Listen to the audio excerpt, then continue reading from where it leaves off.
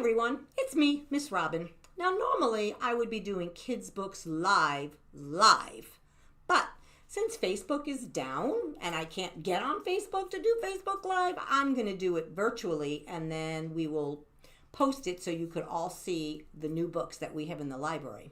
Now you know that Kids Books Live is one of my favorite all-time things to do. So let's get started and let me share with you some of the newest books that we have at the Turner Free Library. So the first book I'm going to share with you is a board book, and it's a touch and trace book. And kids using their fingers, let me show you inside. Kids using their fingers, it shows you how you can trace the letter.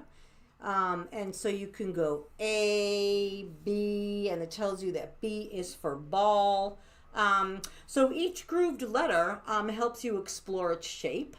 And the little ones can discover and learn. It's very tactile, and I think it's a really beautiful book. So E is for egg and eagle, and F is for forest. So this is one of our brand new books from the world of writing. It's my first home learning, touch and trace. And we also have one in 1, 2, 3. So I think that this is just a really cool book for kids to learn, and it won't really get ruined because it's a board book. And kids can learn. L is for ladybug, and again, the tracing is really very cool because kids just love to touch things. So like I said, lowercase letters are used more often than capital letters. This introduces kids to lowercase letters and first words, and it's very interactive. And you can also point to the picture and it will show you the letter that the picture that the letter goes to. So don't forget, we have A, B, C, and 1, 2, 3. Now again, you guys know that picture books are my jam. I love picture books. So I'm going to share with you. Now we have a whole lot of picture books, but I'm only going to share with you 2 today because I can't share with you all the books. So this book is called Hair Twins. I love this book. And basically it's a father and a daughter, and they have a special bond, and they celebrate a tradition by using their hair. So I'm going to read some of this to you because I just love reading picture books. So like I said, this book is called Hair Twins. So let me get to the first page. Oh, maybe that was the first page. Oh, no, it wasn't. Every morning before I go to school and Papa goes to work, he combs through my waves. He brushes my hair like he does his own, splitting it down the middle like a river separating 2 enchanted forests. She has beautiful hair.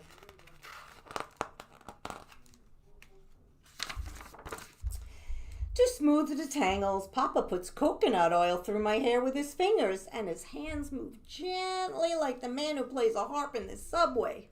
Such beautiful hair. Sometimes Papa braids my hair, making 2 twists down the side of my face. They remind me of the long, snowy white braids my daddy wears to parties. That must be hers. Is that her Grammy? That might be her Grammy. When Papa combs his hair, I stand on a stool next to him. I'm almost as tall as he is, and I feel like a grown-up. Look how long her dad's hair is. It's very long hair. He calls me his hair assistant. Rubber band, please, he says, and I hand him a pink one because pink is our favorite color. And then he brushes his beard, and I hand him a toothbrush, and he laughs. Sometimes Papa puts my hair in a bun tight like he does. And then we look like hair twins. When I come home from school, Papa takes my hair down. I do my special hair dance to shake it all the way out. He joins me moving and a grooving, and he's wiggling his hips. Hip cheers, I tell him. And so the book goes on and on about how Papa and his daughter have the best relationship. And he meets all these very cool people in the park, and everyone has this guy's hair looks a little like he has gel in it, huh? And this person has no hair, and she has a bun. So let's see what happens. Papa must have caught up to me. I don't even have to look at his fluffy beard. Let's see where he is. Oh, and then she knows it's him because he is her hair twin. So this book is a celebration of a father and a daughter and their special hair bond. Is very cool. And I think that we have it here, and it's brand new, and you could come and check it out. I also have another new picture book that I love, love, love, love, love. This is called Becoming Vanessa. And this book, let's read right here. I'll read you the jacket so you'll know what it's about, okay? It's Vanessa's first day of school, and she wears her fanciest outfit to show her classmates so they will notice her right away. And they notice, but the attention is not what she was hoping for. As the day goes on, she feels so self-conscious because her clothes are too bright and her feather boa has way too many feathers, and even her name is hard to write. Vanessa tells her mom she just wants to blend in, and why couldn't her parents have given her a name that's easier to write? When her mom tells her the meaning behind her name, she finally has the confidence she needs to introduce herself to the real Vanessa. And this book was inspired by Vanessa Brantley Newton, who wrote this book, her own childhood, and it's going to help kids just starting school transform from timid caterpillars into beautiful butterflies full of self-love. So let me show you some of the pictures in here and how Vanessa went to school. She's very excited to go to school and show off her stuff. And she chats with, and they tell her she's so special, and look how she goes to school. By the time she got her jacket and backpack on, she felt ready. So she's pretty much all dressed up, right? She feels super great in her outfit. But then she gets to school, and what happens? She doesn't feel very comfortable in her clothes. And she tells them that her name is Vanessa.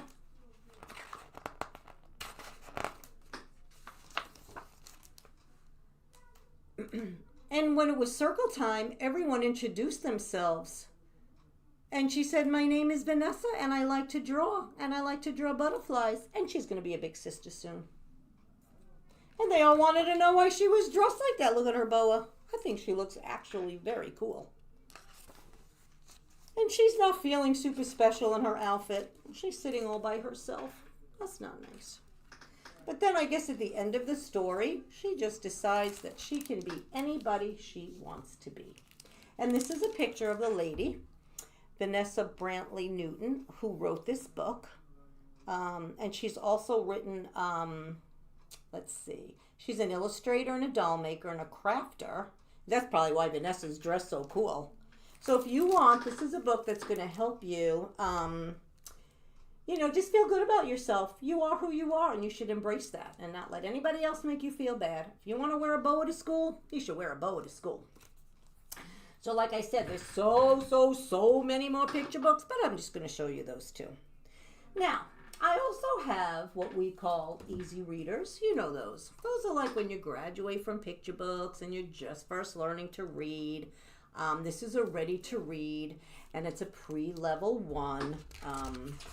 And this is all about Daniel Tiger, who we love, because Daniel Tiger is just very cool. And this one is called Baking Day. And it's basically when you look inside, the words are pretty big. And there's Daniel. And he's like, hi, neighbor. And they're helping to bake, because Daniel's a very helpful neighbor. He's helping Baker Acker. And he talks about what he needs. He needs some butter and some sugar. And there's Prince Wednesday. These are Shining Star readers. And it's a Simon Spotlight Ready to Read, and it showcases your favorite characters. And they're very simple words and familiar characters, like I said. We all love Daniel and Prince Wednesday. And we also have, this is a pre-level 1, and then there's level 1, which is a star reader, and a level 2, which is a superstar reader. And then level 3 is when you become a megastar reader, which just has more language and more, longer, more complex story plots. So we all love Daniel, and at the end, he helps Baker Acker. And we also have a ton of Daniel Tiger books, like Books Are the Best, and My Family is Special, and Daniel Goes Camping. So if you come in and your child is beginning to learn to read, These ready-to-read pre-level ones are phenomenal, and we have very, very, very many of them. And come in, and Miss Robin will show you where you could get them. So don't forget, these are called Easy Readers, and you'll know that they have a green piece of tape on them, and we also put them in a special place. So what happens after you've become a megastar reader? Then maybe you're off to first chapter books. So let me show you, we have this whole new series now called Good Dog. It's so cute. So this one is actually number 2 in the series. And I'm sorry, I don't think, no, I forget what I just said. That's not true. We do have, there are many of these, and these are the second one in the series. And let me show you what these look like. So when you get to first chapter books, this one's called Raised in a Barn. This has easy to read language, and its illustrations are on almost every page, which always makes a reader feel a little bit more confident, which is really great for beginning readers. And they are chaptered, so there's chapter 1. And this is a story, there's a new fowl, which is a baby horsey, named Comet in the barn, and Bo is excited to show her how to live on a farm. But can a puppy teach a young horse new tricks? So this must be the puppy, and that's the fowl, and that's Comet.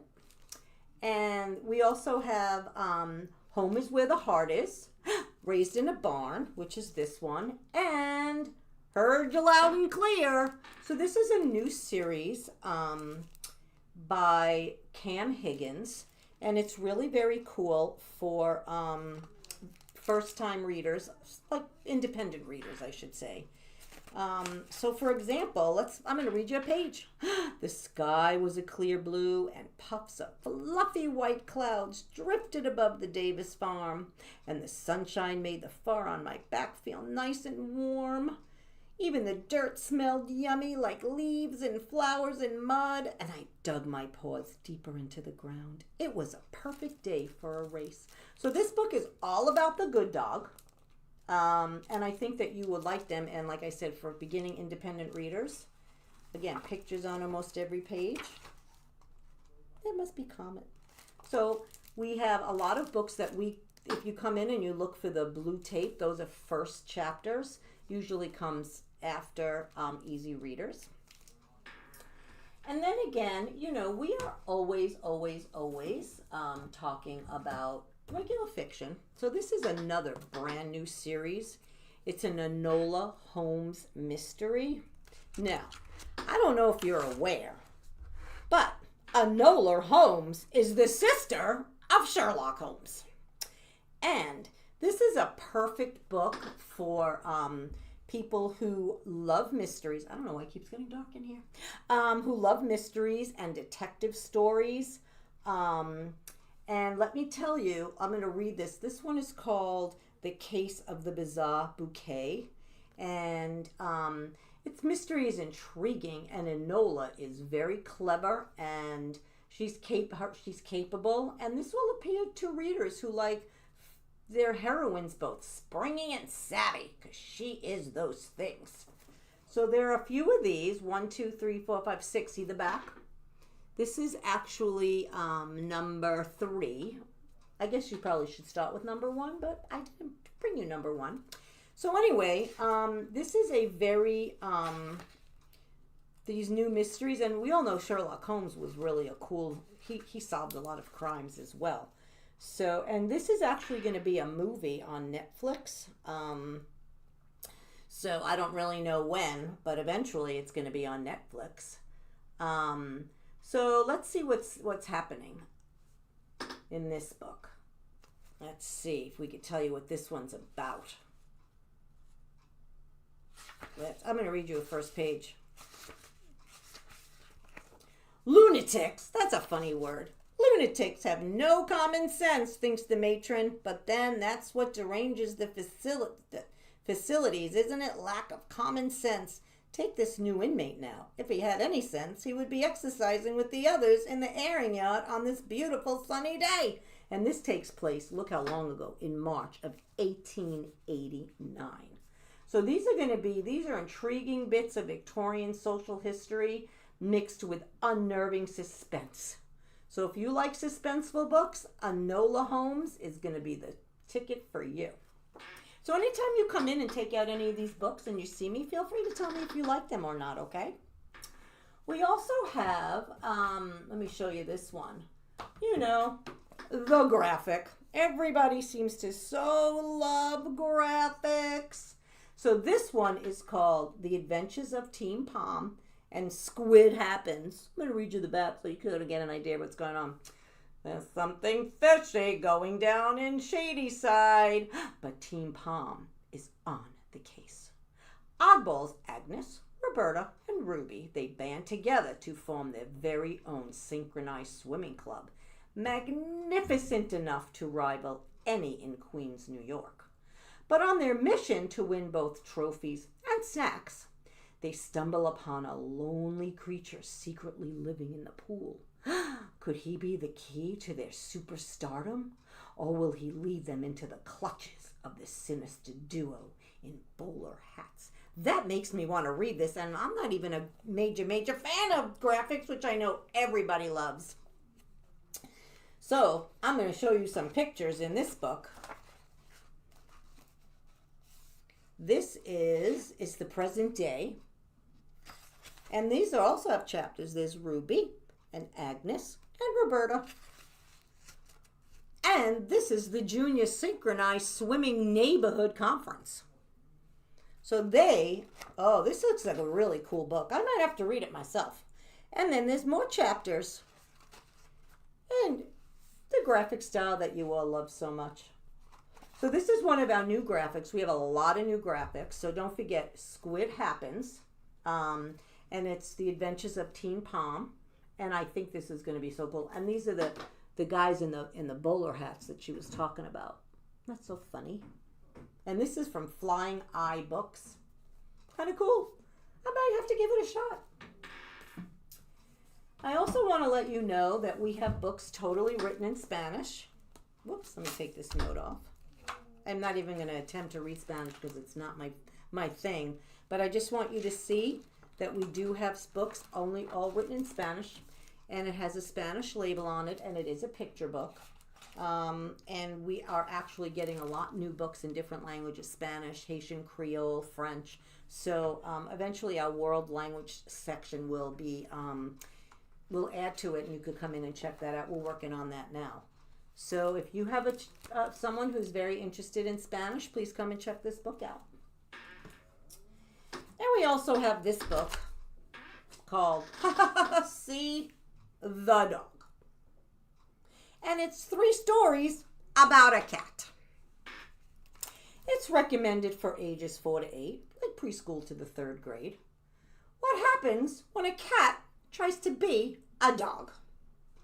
Max the dog is sick today, but have no fear, because Baby Cakes the cat is happy to take his place.